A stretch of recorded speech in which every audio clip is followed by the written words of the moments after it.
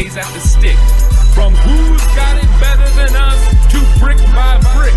It's always the 49ers way, from off-season to game day. Yeah, we talk back. It's the 49ers Cutback.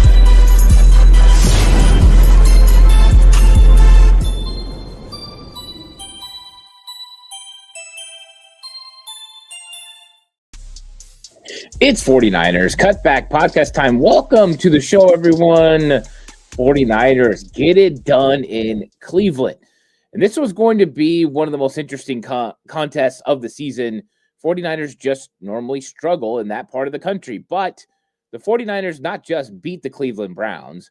The 49ers scored the most points on offense that Cleveland has given up at home all season. So it was a complete team effort. Special teams came through in a big way. It was such a great performance, and you just got to find ways to win, and that's exactly what the 49ers did. And lo and behold, there's some fun stuff going on around the NFL too, because the Los Angeles Rams lost to the Carolina Panthers. The team the 49ers just knocked off on Monday night and held under 10 points. They put up over 30 points against the Los Angeles Rams. It's a fun time to be an NFL fan. And I love this from David Morazzo. He says, complimentary, mistake-free football, great win. No turnovers for the 49ers. Generate 2 turnovers from the Cleveland Browns. And then you play position football, right? You want to have field position. You want to play that. You want to win the time of possession. The 49ers narrowly did that. You get 3 sacks on Shedeur Sanders. And there it is. And David says, Ant, you nailed the 3-sack performance.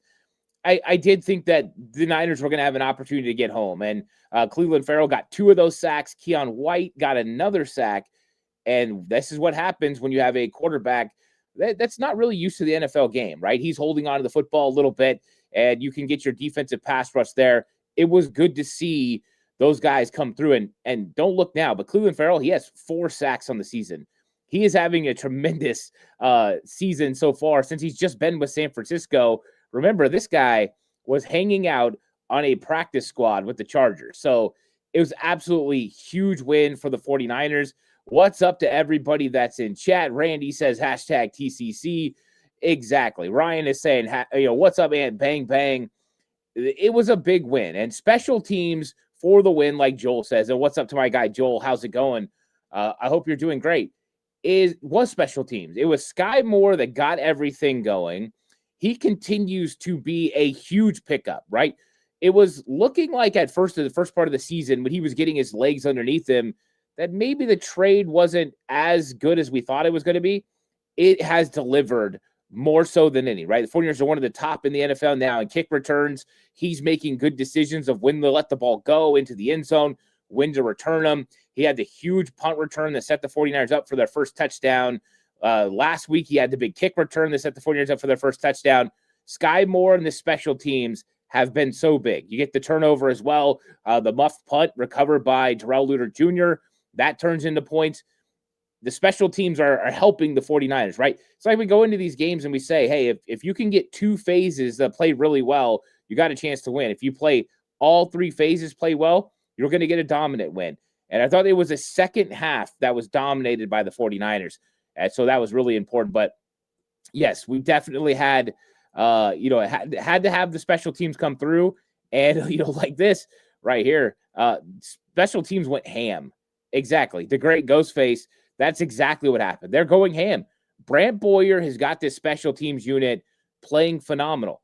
This is what we always hoped. Multiple coordinators, Richie Hightower, Brian Schneider, right? Special teams to play well hasn't been there. But consistency is now there for the 49ers. They tackle well. They're good in kick coverage. They're good in kick returns. They don't have simple mistakes. They do a really good job. And what about Matt Gay, right? Kicking it off the uprights, but through. It was just one of those days where it went right for the 49ers. Matt Gay angles the kick. Probably should go out of bounds on the kickoff, but it's received there by Malachi Corley. Goes out at the 5-yard line. It was a really great special teams day. And what's up to Sticky here? Says, sup, Ant, sup, y'all. Yeah, and what's up to everybody in chat? I'm glad you guys are all here. And this is correct. Donald Johnson, what's up to my guy? Donald says, I'm rooting for Minnesota. We all are. And we're going to be talking a little bit about that in this one. We're going to talk a lot about the 49ers. And I echo Joel here. Skull Vikes. That's what we want tonight. Let's go. Matt Brosmer getting his first start. What is he going to do? But I want to get into all these games or all this game and talk about it. As Mike says, tough game, closer than the scoreboard. Absolutely. There's lots of games like that. This is definitely one of those hard-fought, big victory. Please like and subscribe to the channel if you haven't already. I really appreciate it. If you're listening to audio platform, 49ers Cutback on Believe Network, please give it a 5-star rating. This episode brought to you by FanDuel, the title sponsor of 49ers Cutback. And so this was one of those games where you had to have some things go your way. And the 49ers were able to get some of those things going their way, right? We talked about sacking Shedeur Sanders 3 times. That happened. That was one of the things I put in my Wow That's Bold predictions. I had the other defensive one being create 2 turnovers. They did create 2 turnovers. They both weren't on defense. They had one on special teams, but they got it done with 2 turnovers. I had Brock Purdy with 2 touchdowns. He got one on the ground on the read option, right? I don't think that was on, the Schwartz and Myles Garrett. I don't think they were looking for the read option in that play. Great call by Kyle Shanahan. We know it's always there. So Brock Purdy gets into the end zone for 1. He throws the other one to Jauan Jennings, 2 touchdowns for him. I was wrong on one of my Wow That's Bold predictions. I thought Demarcus Robinson was going to get the touchdown. Jauan Jennings got it instead. So it was a good day for Wow That's Bold predictions. It was a good day as far as score prediction, as I had the 49ers winning. The 49ers scored more points than I thought. I thought it was going to be 24-12. They did better than that. I had Brock Purdy over 1.5 touchdowns. He took care of that. So it was good. Brock did pretty good job. And I got to give Brock credit. That throw that he made to George Kittle at the end of the half and that drive at the end of the half for the 49ers to regain the lead 10-8, I think was hugely pivotal in this game. At that moment, you had a situation where Cleveland really got all the momentum. Harold Fenton Jr. makes the catch. Shedeur Sanders makes a great read. He's into the end zone for a touchdown. Then you get the mistake, 12 men on the field, the one blunder really from the 49ers special teams, and they get the 2-point conversion.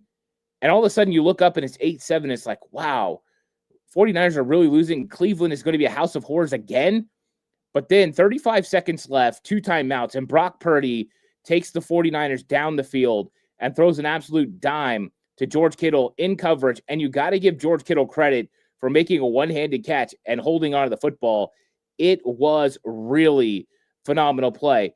Then you get the field goal from Matt Gay. I felt like that was a big moment in the game. 49ers come out and get an early stop against Cleveland, get the ball back. And after that, it felt like the 49ers were more in control in the second half than any time in the game. They really asserted themselves. Some of those second half adjustments rang true. So it was a nice game. And you're right. You got this from Joe. He says George had a nice game. And I did think George Kittle had a nice game. When you look at his numbers in this game, he showed up, and they needed him to make some plays through the air. He had 4 catches for 67 yards, a 16.8 average. He had that 33-yard play down the field, but 4 catches on 5 targets. There wasn't a lot of opportunities for the 49ers receivers, but they made some plays. Jauan Jennings had 4 catches for 39 yards, some big clutch catches for him. And there wasn't a lot of yards through the air for the 49ers, but there was enough. And that's ultimately what you're looking for. Those guys able to get it done when they needed to get it done. And so it was a game that wasn't pretty, but you don't need pretty wins on the road. You just need wins. And when you're going against the number 2 defense in the NFL, you've got to find a way to do it. And that's exactly what the 49ers did in this one, has been, just finding ways to win. That's what the season's about. They did it in a huge way in this game. And part of the reason they were so good on third down, again, third down efficiency, they're over 60%, 11 of 17, 64% conversion rate on third down. They held Cleveland, that has been a 31% team all year, to 3 of 11. Once again, the 49ers win on third down. That is one of the pivotal ones. You look at the fourth downs, 0-4 for the Cleveland Browns in this game. 49ers were phenomenal on third and fourth down. It was tremendous. That's exactly how you win games. That's how you overcome some of the other downfalls, right? Not being able to get 4 yards per play. But when you're able to consistently stay ahead of the sticks, you convert when you're supposed to, that's what happens. Then you get these big plays on defense. 49ers, 3 sacks that resulted in a 34-yard loss. So even though the Cleveland Browns ran the ball really effectively in this game, 138 yards on the ground, it did not hurt the 49ers because the 49ers converted on their own third downs, their own opportunities, and when they had to, they capitalized in the red zone. They were 3 of 5 in the red zone, but I will put this disclaimer on it. That throw to George Kittle got the 49ers in the red zone at the end of the half. 49ers didn't really have an opportunity to do anything in the red zone, but that counts as a red zone opportunity. You could really say in their opportunities, they're 3 of 4. They have been so good this year in the red zone, especially over the last 7 or 8 games since George Kittle came back.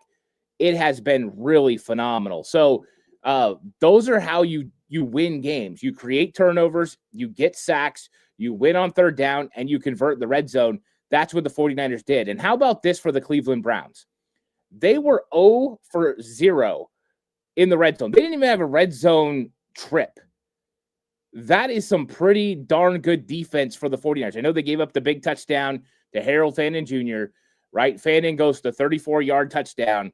That is the lone blemish for the 49ers when it comes to defense. Other than that, Robert Saleh's crew was really phenomenal in this game. And, you got this right here from Dr. J. Second. 2 sacks from a guy we signed recently to the practice squad. Bingo. Huge, right? Clelin Ferrell has been a huge pickup for this football team. And it was interesting way back when the 49ers were suffering some injuries and Clelin Ferrell got released from the Chargers. That was the first thing that popped into everybody's mind is go get Clelin Ferrell. He was pretty good here. And you get him back into a system that he fits in. You get him with Chris Kasarik, and he gets opportunities, and he's just proven to take advantage of those opportunities. And the 49ers desperately needed to generate pass rush, and they were able to. Bryce Huff continues to get pressure on the quarterback, but a lot of the pressure this week came from some of the stunts they were doing. Clelin Ferrell not giving up, hustling. Keon White, some really good moves getting in there. And can we talk about, for a second, that 4th down play early on in the game where Cleveland goes for it, and the 49ers absolutely get a great move on the inside from Jordan Elliott, who swims over his guy, and Malik Mustafa, who comes through and makes the play. I thought that it was really phenomenal. So I was a huge fan of that. And what's up to my guy, David V, using his members' abilities to go ahead and send a super chat. He said, "What's up, Ant? Hashtag TCC LFG. Let's effing go." Big time, man. I mean, this is a good time to be a 49er fan. 9-4 and sitting in a situation where you've made some things happen. And with some of the things going on in the league, and I want to answer this real quick. Filthy Casual says, does Ferrell have a roster spot? He is on the active 53-man roster. So they elevated him back when Mikael Williams got injured. So, yes, Clelin Ferrell is on the active roster, so you don't have to worry about that. He's with the 49ers for the long haul, no matter what. I think even when Etor Gross-Matos comes back, he's going to be a part of this pass rush on the outside. And I love it. I love the fact that they got him. He plays well against the run, but he can also bring pressure too. So, yeah, definitely he's going to be on this team, and he's going to be able to make some things happen. Now, a quick thing from FanDuel. If you are going to bet with FanDuel. Tonight, tomorrow, Monday night, you've got a great game between the Giants and Patriots. Patriots are favored at 7.5, but you're going to get the quarterback coming back, Jackson Dart, over under 46.5. So if you're going to bet with FanDuel. Now, back to it, because you got this right here from Joe. He says, I love it. BCB 3-0. So we're talking about Brock Purdy, and you just knew he was going to bounce back, right? And this wasn't going to be the ultimate Brock Purdy game, right? I mean, he wasn't going to go off because of the weather concerns. He was going against a really good defense. But what we saw from Brock Purdy was a very smart, intelligent Brock Purdy, a guy that was going to make the right reads, that was going to throw the ball away. He went 16 of 29, 168 yards, 1 touchdown through the air, 1 touchdown on the ground, and he only got sacked 1 time. And I thought that was a pivotal part of this game, was no negative plays for the 49ers against a really good Browns defense. You don't want to be playing behind the sticks. I thought they did a good job of staying ahead of the sticks. And a big reason was Brock Purdy made good decisions. And that's ultimately what it's about, making good decisions. And what's up to my guy, KNDR, who's also been a member for 50 months. Thanks so much to KNDR, aka Wish Anthony. Love to see it. He says, nice to see that Cleveland also suffers from the post-Thanksgiving Browns. Woo! Well played there. Well played. I love that from KNDR, using his membership abilities to do that. And, that's one of the reasons the 49ers won was Brock Purdy taking care of the football, making good decisions. And, it's interesting because those Carolina Panthers just did a big favor to the 49ers, beating Los Angeles Rams. We've been talking about this for a while, and don't look now, but the Chicago Bears are the number one team in the NFC right now at 9-3. They have a 77% chance of making the playoffs, and they're the number one seed. The Rams fell to 2 this week. The Eagles fell to 3. The Buccaneers are sitting comfortable at 4. You've got Seahawks playing against the Vikings. That's going on. If they win, they're going to be a 93% chance of making the playoffs. But if they lose to the Vikings, 74%. You got the Packers in the 6th seed at 89%. 49ers in the 7th seed right now, a 92% chance of making the playoffs. They've got a 2-game lead over the Detroit Lions, who are 7-5. In fact, they got a 2.5-game lead over the Detroit Lions, and the Cowboys are even further down at 6-5. 49ers are really close. If they can come out of the bye and beat Tennessee, there is a really good chance that the 49ers are going to make the playoffs with 10 wins. They are on the verge, guys. It's really been big, but now it's not out of the question, and that's why I want to talk about the playoffs for a second. It's not out of the question the 49ers can win the division. They still play the Seattle Seahawks. They still have that big game. And the thing is, the Los Angeles Rams still got a game with Detroit. They still got a game with the Seattle Seahawks. So it's not easy for the 49ers. They still got the Titans, Colts, Bears, and Seahawks. But that game, Week 18, 49ers are going to be wearing their black jerseys. It could be a huge game. It could be for the division. It could be for the number one seed in the playoffs. There are so many things that are open. And so, yeah, it's definitely everything that the 49ers were hoping for is there. So this is going to be interesting down the stretch. We got this from Juanito11. Shanahan did a hell of a job with play calling today, moving the pocket and keeping the defense honest with Garrett there. He did. And I love the fact that they used some screen passes. They used the pocket movement. They did a good job of not allowing Myles Garrett to just pin his ears back and go. And that's always going to be such a pivotal part of handling a really good pass rusher. Then you throw in the chips, right? George Kittle helping, Christian McCaffrey, Kyle Juszczyk, wide receivers coming in.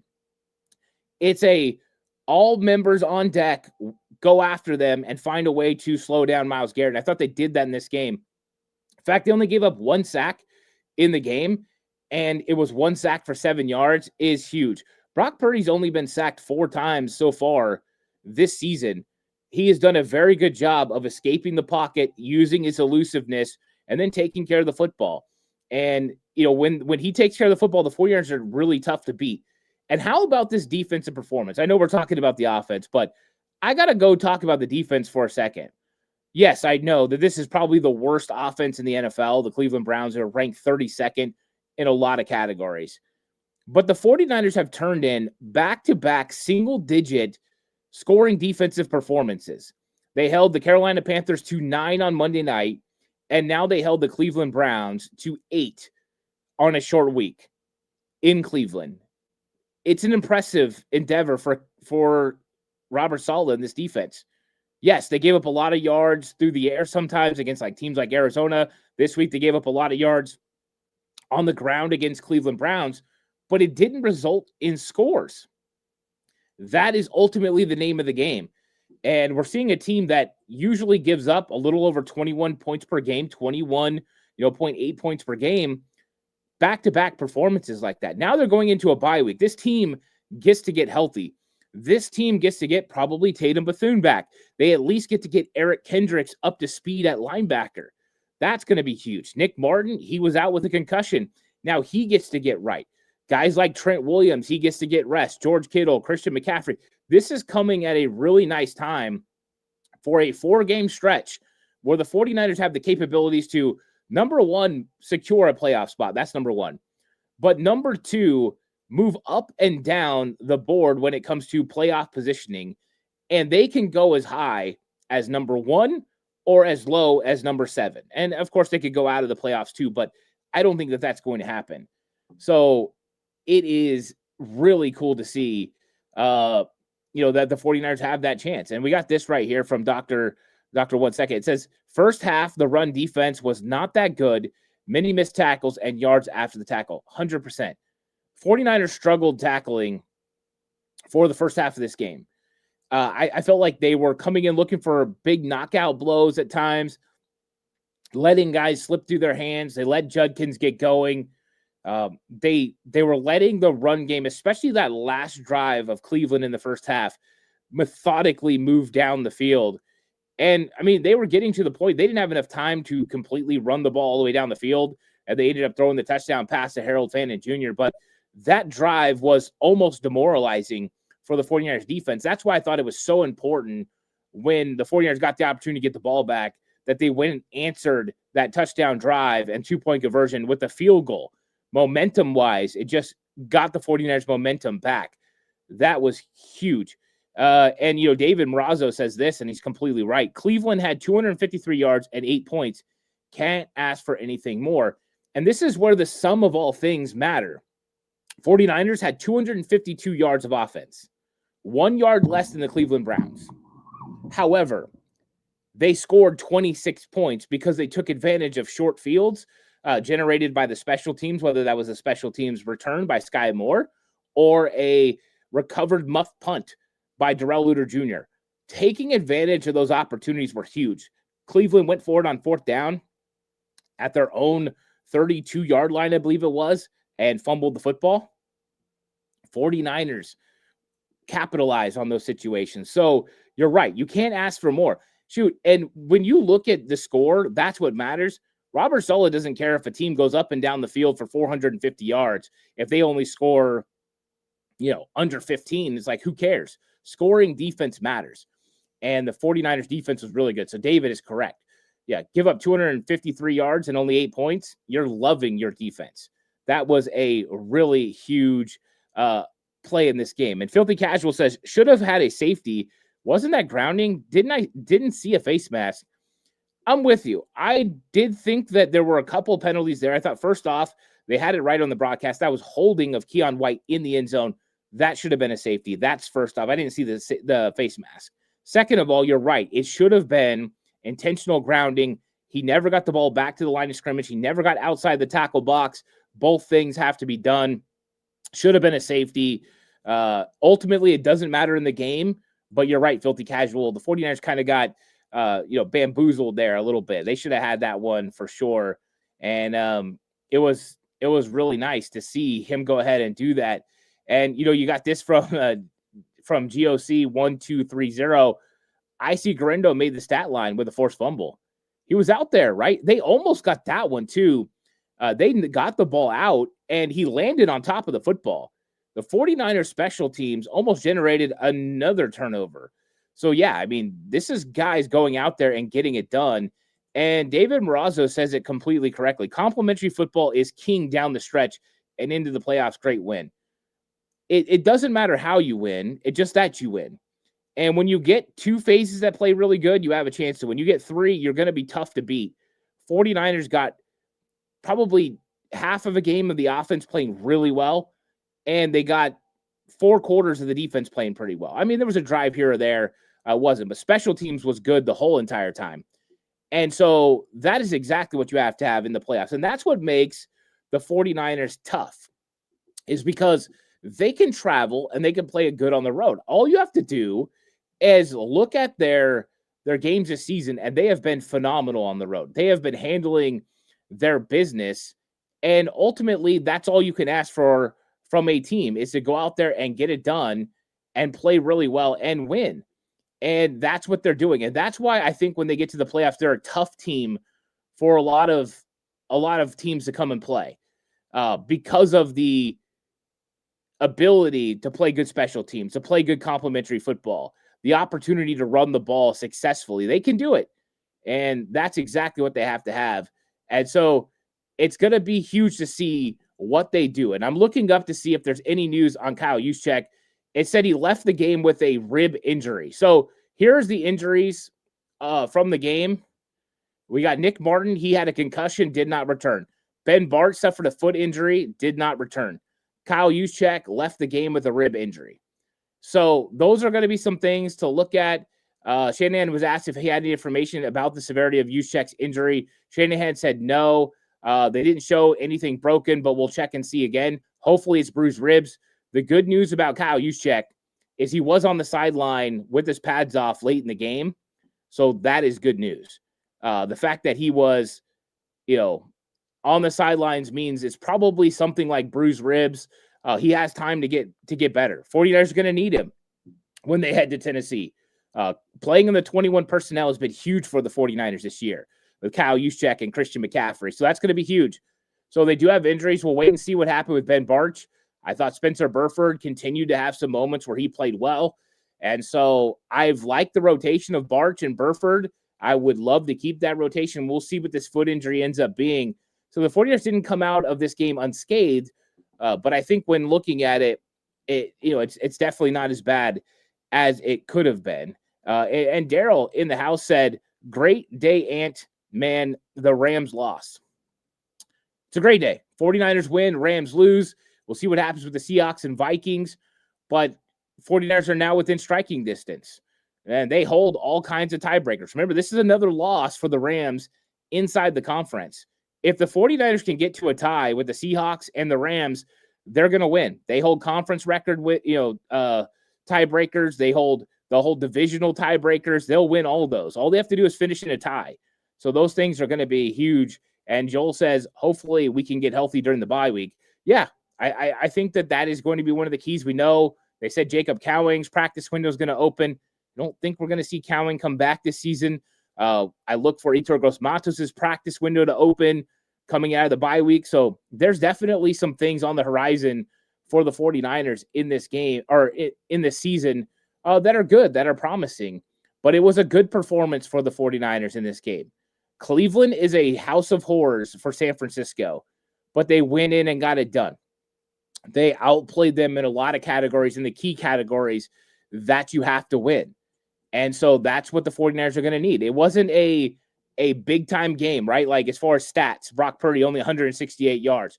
McCaffrey only had 53 yards, on the ground. He only had 21 yards through the air. He didn't get to the 100 that he normally gets in these games. But the 49ers found a way to grind it out. Kittle made big catches. Jennings made big catches. Juszczyk had a couple of big catches. And when push came to shove, the 49ers executed. And they didn't turn over the ball.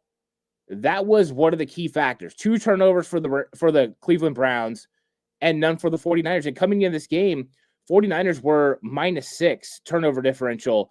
The Browns were +2. 49ers got to turn this thing around. And, we'll see how it goes. And let's see this right here from Thomas. He says, what is the reason for Burford and Barch sharing snaps at left guard? Load management. Well, I think that what John Lynch said, he was talking to Matt Mayoko on Friday, was he talked about the fact that neither one of them has really pulled ahead of the other. So what they've been doing is playing them kind of together, and they felt like the play has been good. So yeah, it has been a little bit of load management. Their snaps have almost been even. Last week, they played 35 snaps each. And I feel like Spencer Burford does really good when he rotates in and out. They did that as a rookie when he played right guard. Him and Daniel Brunskill rotated every series, and I felt like it was really good for him. And then with Ben Barch, I think it was a way to try to keep him healthy. Now, unfortunately, he's still got an injured foot, so Spencer Burford will probably be the guy that has to roll depending on what the injury is to Ben Barch. But I think that's part of the reason both of them have played better since they've been rotating. And so it hasn't really hurt the chemistry. Trent Williams has a really great relationship with Spencer Burford. They work out together in Houston all during the offseason, so they work well together. And I felt like Trent Williams' play picked up when he played next to Spencer Burford, but also he has a good relationship with Ben Barch. They got all those snaps during the offseason and during the OTAs, and so they have a good relationship. So I think they want to keep this thing going as long as they can, but it's all going to be dependent now on Ben Barch being healthy. Joel says, did they say how serious Barch's injury was? No, he just said that he left with a foot injury.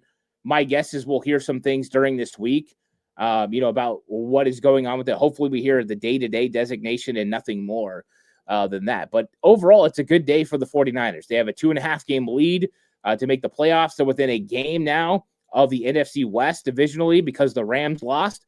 And the 49ers are sitting in a situation where they can continue this playoff push and they continue to win, and they win against one of the best defenses in the NFL. So I appreciate you all for coming through and watching. Thanks for watching. Please like and subscribe to the channel if you haven't already. If you're listening audio platform, 49ers Cutback on Believe Network, please give it a 5-star rating. This episode was brought to you by FanDuel. I'll catch you guys in the next one. Until then, stay safe. Remember, the right way is always the 49ers way.